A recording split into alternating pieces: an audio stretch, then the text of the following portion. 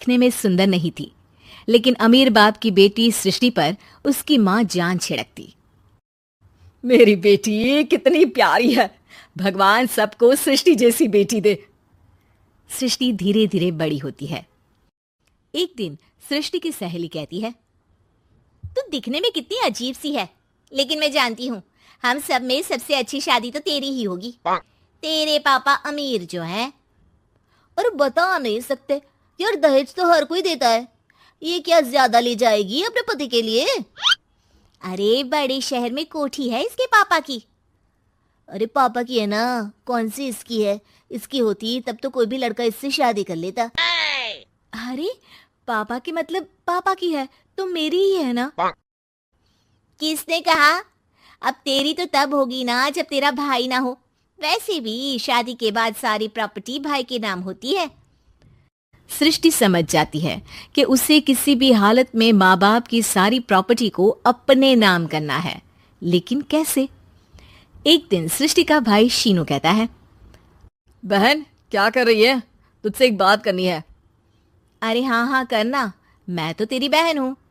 बहन मेरी लाइफ में ना एक लड़की है, बहुत अच्छी है। मैं सोच रहा हूँ माँ और पापा से बात करूँ शादी के लिए। सृष्टि को समझ में आ जाता है कि भाई की शादी होते ही भाभी उसे एक दिन भी घर में बर्दाश्त नहीं करेगी। क्या बात है भाई, बताना कौन है वो? यार वो बहुत अच्छी लड़की है, पढ़ी लिखी है, मेरे साथ जॉब भी करती है। बस एक प्रॉब्लम है। हाँ प्रॉब्लम? क्या प्रॉब्लम है भाई? यार वो शादीशुदा है, लेकिन उसके पति ने उसे सिर्फ इसलिए छोड़ दिया क्योंकि उसके माँ बाप दहेज नहीं दे पाए। सृष्टि ये सुनकर न जाने क्यों खुश हो जाती है। अरे भाई तो क्या हुआ, लड़की तुझे तो पसंद है ना? शीनू को लगता है कि बहन उसे समझ रही है। वो इस बात से अनजान होता है कि उसकी बहन की मंशा पूरा घर हड़पने की है। सृष्टि अपनी माँ से कहती है, मम्मी मुझे तो बहुत चिंता है। पता है शीनू क्या कर रहा है? अरे क्या कर रहा है, वो तो काम पर जाता है और वापस घर आता है। नहीं ना माँ, वो यही तो नहीं कर रहा, बाकी सब कर रहा है। आपको पता है उससे प्यार है, और वो भी एक शादीशुदा लड़की से। ये क्या हो गया? मैं सोसाइटी में क्या मुंह दिखाऊंगी? अरे तेरे पापा तो यही कहेंगे कि मैंने ही उसे बिगाड़ दिया है। माँ देखो, मेरी बात मानो, पापा पर भी विश्वास करने की जरूरत नहीं है। अब आप ही बताओ, पापा इतनी देर घर के बाहर रहते हैं क्यों? बोलो। अरे बेटा वो तो नौकरी करते हैं ना। तू बहुत भोली है माँ। पापा का ऑफिस तो 7 बजे खत्म हो जाता है, लेकिन देखो कितनी देर से आते हैं। अरे नहीं नहीं बेटा, ऐसी कोई बात नहीं है। सृष्टि माँ को एक औरत से बात करते पिता की फोटो दिखाती है। देखो माँ, कैसे हैं पापा? मैं ना कहती थी कि पापा सही नहीं है। मैं तेरे पापा से बात करूंगी, दे फोटो मुझे। ओ माँ, वो तो डिलीट हो गई। लेकिन चल, तूने तो देख लिया ना। पापा से बाद में बात कर लेना, और हाँ, मेरा नाम बिल्कुल मत लेना। हाँ माँ। अब क्या था, सृष्टि के माँ और पिता के बीच झगड़ा होना शुरू हो जाता है। सृष्टि के मन में क्या चल रहा था कोई नहीं जानता था। एक दिन, माँ सृष्टि के लिए एक लड़का देखा है, वो लोग शाम को उसे देखने आने वाले हैं। और हाँ माँ, एक खुशखबरी, मैं और पापा मिलकर एक नया बिजनेस ट्राई कर रहे हैं।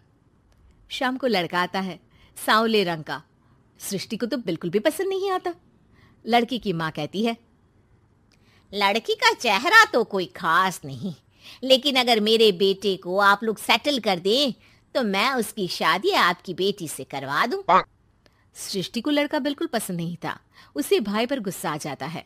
लड़के वालों के जाने के बाद कहती है, माँ देखा, शीनू मेरे लिए कैसा लड़का लेकर आया, न दिखाने लायक न सुनने लायक, सेटल भी नहीं, वो भी हम करे।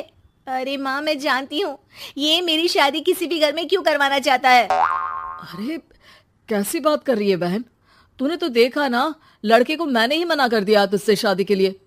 जिसने लड़का बताया था उसने उसकी बहुत तारीफ की थी। बात आई गई हो जाती है, लेकिन सृष्टि का मन शांत नहीं होता। क्या करूं, कुछ समझ में नहीं आ रहा। मेरी शादी हो गई तो ये लोग पूरी प्रॉपर्टी शीनू के नाम कर देंगे, मेरे हाथ तो कुछ लगेगा ही नहीं। तभी सृष्टि को आइडिया आता है। वो किसी वकील को फोन करती है। जी देखिए, अगर आपके मम्मी पापा का तलाक हो जाता है तो आपके पिता की आधी प्रॉपर्टी आपकी माँ के नाम हो जाएगी, फिर उसे वो किसी को भी दे सकती है। सृष्टि अब माँ को बेटे के खिलाफ भरती है। माँ, शीनू पर नजर रखा करो। वो जिस लड़की के प्यार में है ना, वो शादीशुदा है। यहाँ आएगी, सारा पैसा, रुपया, जमीन, जायदाद सब हड़प लेगी। पापा का भी हाल तुमसे छुपा नहीं है। ऐसा ना हो कि मैं और आप एक दिन सड़क पर भीख मांगे। हे भगवान, मैं तो जीते जी मर जाऊंगी अगर ऐसा हो गया तो। ऐसा हो गया नहीं माँ, ऐसा ही होगा। अभी समय है, आगे का सोच लो। मैं तो कहती हूँ पापा से आधी प्रॉपर्टी लेकर अलग हो जाओ। पापा की आधी प्रॉपर्टी भी हम लोगों को अगर मिल जाती है ना, तो अगले 7 जन्म सफल समझो। बेचारी माँ बेटी के कहने पर पति से तलाक लेकर अलग हो जाती है। सृष्टि अब पैसों से गाड़ी और अपने दूसरे महंगे शौक पूरे करने लगी। उसके दोस्त भी उसके पैसे इस्तेमाल करते। सृष्टि, कल तुम कहाँ थी? मैं सारा दिन घर पर अकेली थी। तो मैं क्या करूं? मैंने ठेका तो नहीं लिया है ना तुम्हें संभालने का। माँ को सृष्टि से ये उम्मीद नहीं थी। वो बैठकर रोने लगती है। वहीं उसका पति यानी कि सृष्टि के पिता आ जाते हैं। मैं जानता था कि तुम्हारा यही हाल होगा, तो आपने मुझे रोका क्यों नहीं? मैं रोकता तो तुम रुकती क्या? सृष्टि के कहने पर तुमने मुझ पर अपने बेटे पर शक किया, लेकिन तुम ये भूल गई कि कैसे हम दोनों ने मिलकर जीवन में इतना सब खड़ा किया। माँ पति के गले लग जाती है। मुझे माफ कर दीजिए, मैंने आपकी कमाई का एक बड़ा हिस्सा गवा दिया। कोई बात नहीं, तुम साथ हो तो मैं ऐसी 7 प्रॉपर्टी खड़ी कर दूंगा। तभी वहां सृष्टि आ जाती है रोते हुए। माँ, मयंक ने मुझे छोड़ दिया। वो बोल रहा था जब तक मेरे पास पैसे थे तब तक ही वो मेरे साथ था। पापा, माँ, मुझे माफ कर दीजिए।